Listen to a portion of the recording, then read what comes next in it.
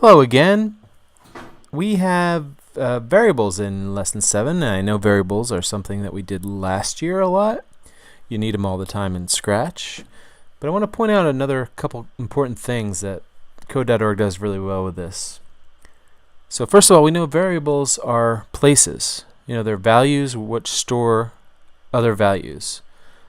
Like when in a game, you need a score variable to keep track of score, and that can be called a variable because any number could be in that, right? You could have a score of 1, you could have a score of 100, and the same place, that variable, stores all those values, no matter what it is. Same place you could have a variable called name, and you could store when somebody logs in, that could store whatever name it is. So variables are just a place that stores a value that can change. Now, the important thing in naming is that it makes it so much easier to code when you name it the appropriate thing. So don't name your variables X, Y, and Z in coding. Name them what they actually are when you can. In this example, in the 5th part of Lesson 7, they've named the variable length. And that's so much easier to understand that the length of one side, that's the variable. So you can set that variable to anything. Since the instructions said 50, of course, I set my variable to 50. It makes sense in this. So then I need to move forward.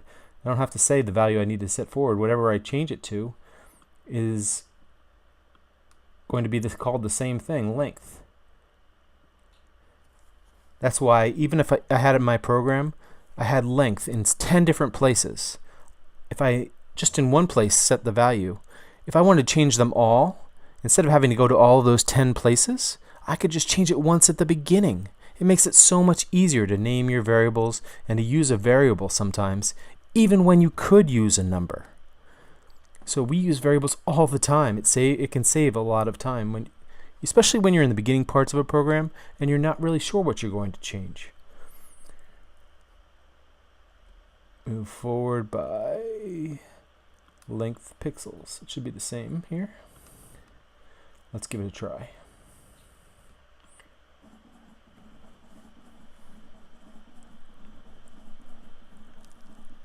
Ta-da! So just be careful about your variables. Use them whenever you can, especially when you think it might save time. Name them appropriately, and I hope you understand variables fully at this point. This should be a review for you. If it's not, welcome to variables. If you have any questions about variables, please ask me. These are going to pop up all year long, especially when you get into more advanced coding.